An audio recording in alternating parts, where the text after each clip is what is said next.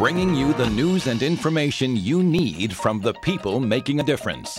This is Comcast Newsmakers. The business of getting healthy. We're talking about our local hospital systems. Let's talk about that navigational path we all have to take to get well. Hello, everyone. I'm Joe Basicchia. This is Comcast Newsmakers. Dr. Herb Conaway is with us, serves the 7th District, and of course, works on hospital and health issues in the Assembly as the chair in that regard. We're going to talk about the Healthcare Quality Act. Good to see you. Nice to be here. It's important to have you here as a doctor and as a legislator. You would like to see people get well, obviously, but let's talk about it. There's money involved, so there's going to be red tape, isn't there? There's a lot of red tape in healthcare, and one of the things that I have been seeking to do, and others, have been to reduce this red tape that affects so many people. Everyone has seen this. You go to the doctor says you need a test. The doctor says you need to go see a specialist. The next thing you need to do is you got to go find a piece of paper, or you have to wait for an approval, or you have to do this, that, and the other thing.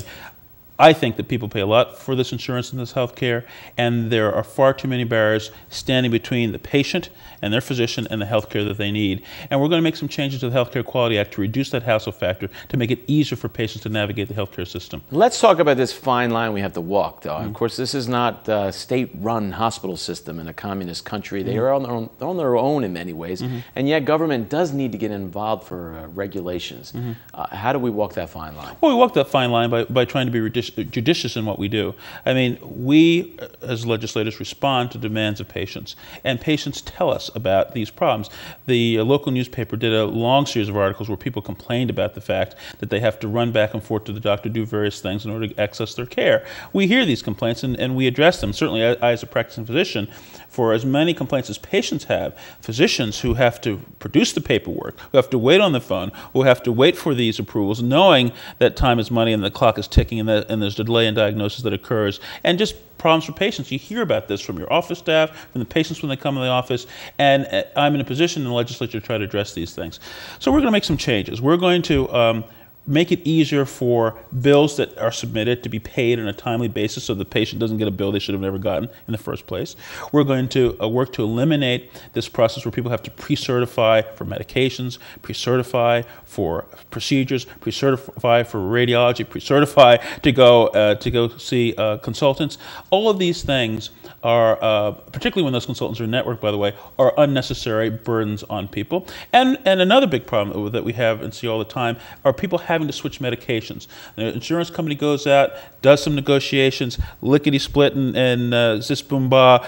Gosh, all of a sudden the medicine you've been on for years goes away, and you now are paying 3 times the copay that you were paying before, or required to switch. What does that do? It generates hospital costs by coming back and forth to the doctor, getting more laboratory monitoring to manage the switches, perhaps incurring a side effect that you would not have occurred if you stay with the medication you were on. So we're going to prevent insurance companies from switching people back and forth on the medications based on the vagaries of their negotiations with pharmaceutical drug companies. Now, looking at insurance companies, the insurance companies may say, hey, what about doctors? Let's make sure we regulate. I know you are one, speaking to the choir here, but how do we know they're not charging for things they really shouldn't be charging? Well, we don't charge, first of all. Your patient comes in, we recommend courses of treatment, and the problem that occurs after that session in the doctor's office is, as you go to get the treatments, as you go to get the medication, as you go to do the consultation, as you go to do the lab tests or the X-ray,